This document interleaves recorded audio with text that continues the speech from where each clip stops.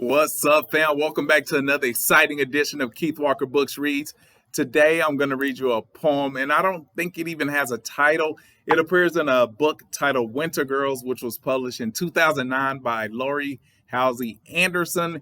And like I said, since it appeared in a book, it wasn't like in a book of poetry. I don't think it has a name.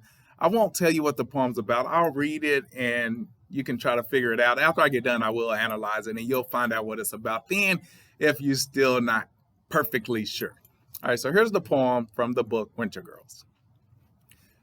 When I was a real girl with two parents, with one house, without blades flashing, breakfast was granola topped with fresh strawberries, always eaten while reading a book, propped up on a fruit bowl. At Cassie's house, we'd eat waffles with thin syrup that came from maple trees, not the fake corn syrup stuff. And we'd read the funny pages. No, I can't go there. I won't think.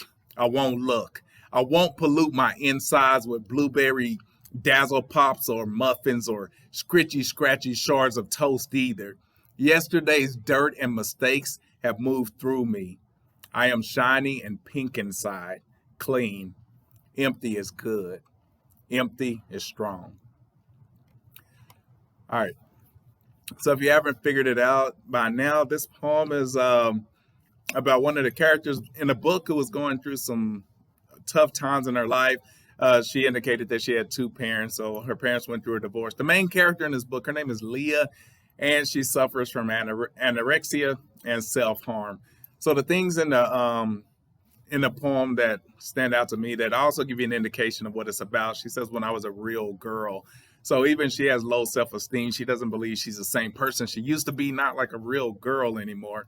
And she said when she was a real girl without blades flashing, which is an indication that she's a cutter. She cuts herself, which is not a good position to be in. But in addition to cutting herself, she also suffers from anorexia, like I said. So her eating disorder is taking over her life.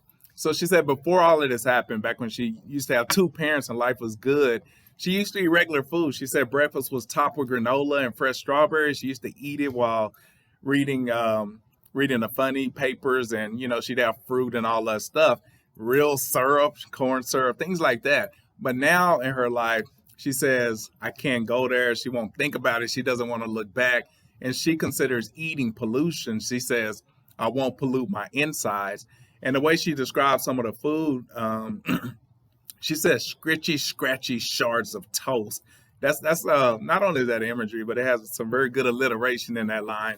But toast to normal people, it's not like Captain Crunch, which is known to make your gums bleed if you don't leave it in the milk long enough. The toast is usually something that's not scratchy or considered shards. But if you have an eating disorder, eating bread just because it's toasted, that could be an uncomfortable experience.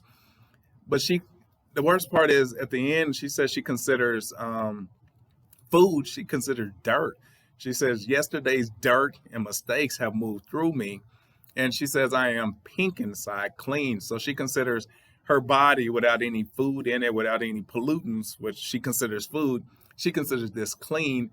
And the last two lines are pretty much the saddest part. She says empty is good, empty is strong. So when her body is fully empty, she believes that's a good thing. Obviously, she's wrong about the fact that being empty is strong, because it's quite the opposite. If you don't have nutrients in your body, you're not strong. All right, so I hope you like that poem. If you or anybody you know is suffering from an eating disorder, there is help. There's the National Eating Disorder Association. You can go to their website. It's nationaleatingdisorder.org. And they also have a phone number you can call. It's 800-931-2237. You can either call that number or you could text them. They can get you whatever help you need, some counseling. If you know anybody who needs that number, please give it to them. Eating disorders are a serious problem.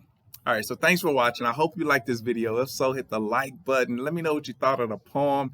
And if you're not subscribed to my channel, this would be a great time to do it. Hit the subscribe button. If you're on YouTube, there's a little bell indicator that you can also hit. It'll give you a notification whenever I post anything. I really appreciate the support, and I'll see you next time.